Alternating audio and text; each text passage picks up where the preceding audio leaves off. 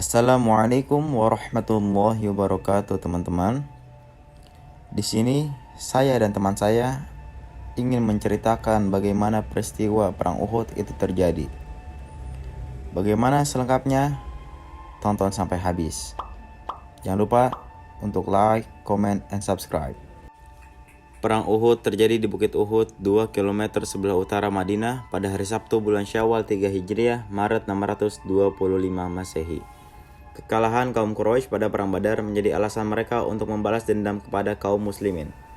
Pasukan Quraisy yang dipimpin Khalid bin Walid mendapat bantuan dari kabilah Saqif, Tihamah, dan Kinana. Berkekuatan 3.000 orang prajurit terdiri dari 700 infanteri, 200 kavaleri, dan 17 orang wanita. Seorang di antara mereka yang 17 ini adalah Hindun bin Utbah, istri dari Abu Sufyan.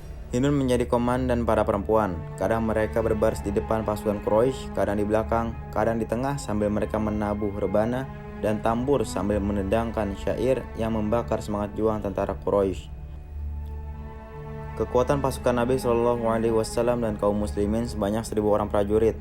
Para sahabat dari kalangan Ansor sempat mengusulkan agar Nabi Shallallahu Alaihi Wasallam meminta bantuan Yahudi Quraizah karena mereka suka membantu. Namun keinginan itu dijawab Nabi Shallallahu Alaihi Wasallam, tidak ada keinginan bagi kita pada bantuan mereka. Sekelompok orang Yahudi dengan persenjataan lengkap datang menemui Nabi Shallallahu Alaihi Wasallam. Mereka berniat membantu tentara Muslim. Seorang sahabat memberitahu mereka adalah kelompok Yahudi komplotan Abdullah bin Ubay. Nabi Shallallahu Alaihi Wasallam menolak keinginan mereka. Sesungguhnya kita tidak akan meminta tolong kepada ahli kufur guna mengalahkan atas ahli syirik, kata Nabi Shallallahu Alaihi Wasallam. Sementara Abdullah bin Ubay bin Salul membelot. Tokoh munafik itu kembali ke Madinah bersama 300 komplotannya keluar dari barisan kaum muslimin. Dengan demikian, sampai di Uhud, pasukan kaum muslim tinggal 700 prajurit dengan 50 pasukan pemanah dan 4 kavaleri.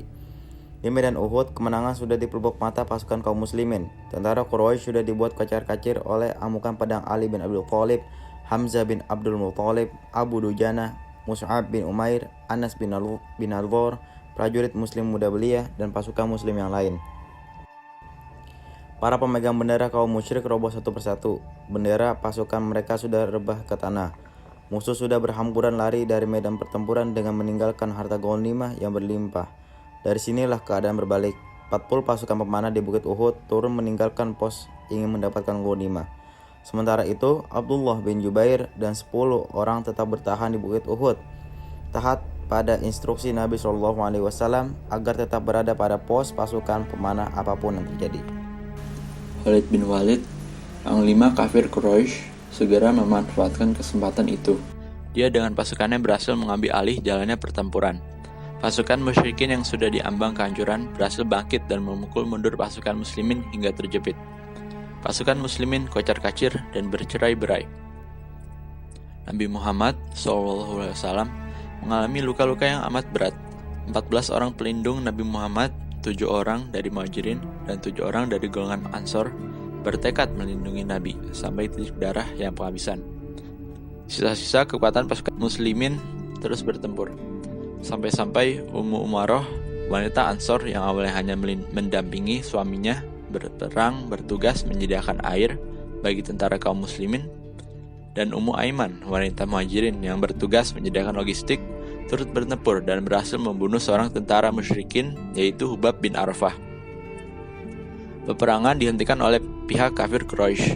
Mereka mengambil langkah menarik mundur pasukan.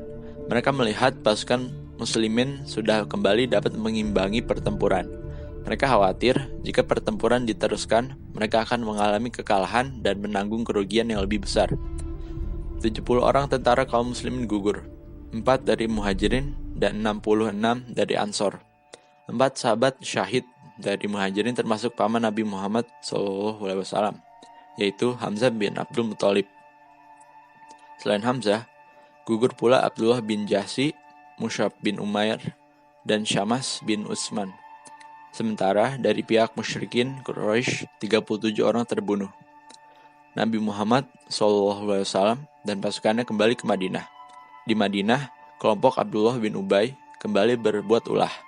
Mereka bersama orang-orang Yahudi Madinah mengejek Nabi, menertawakan dan menyalahkan mereka sambil berkata, Seandainya mereka itu mengikuti kita, tinggal bersama kita, niscaya mereka tidak akan mati dibunuh.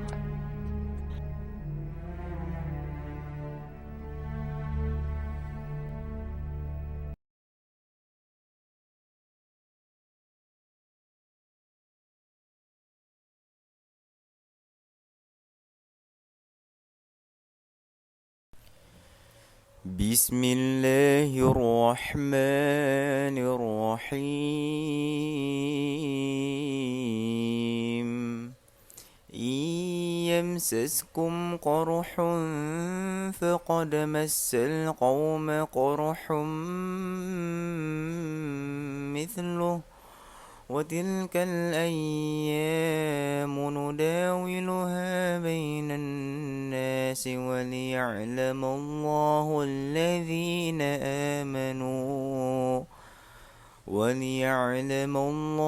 الذين آمنوا ويتخذ منكم شهداء والله لا يحب الظالمين.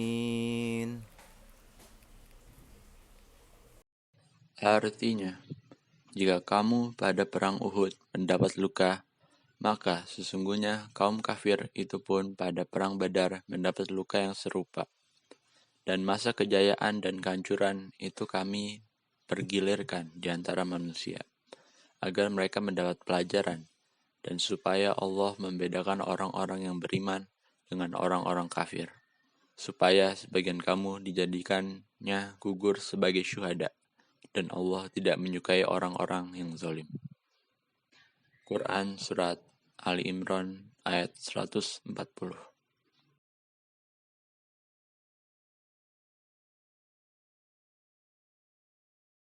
Bismillahirrahmanirrahim. أولما أصابتكم مصيبة قد أصبتم مثليها قلتم أنى هذا قل هو من عند أنفسكم Innallaha ala kulli syai'in qadir. Artinya, dan mengapa ketika kamu ditimpa musibah pada peperangan Uhud, padahal kamu telah menimpakan kekalahan 2 kali lipat kepada musuh-musuhmu pada peperangan Badar. Kamu berkata, dari mana datangnya kekalahan ini? Katakanlah itu dari kesalahan dirimu sendiri. Sesungguhnya Allah Maha Kuasa atas segala sesuatu. Quran Surat Ali Imran ayat 165.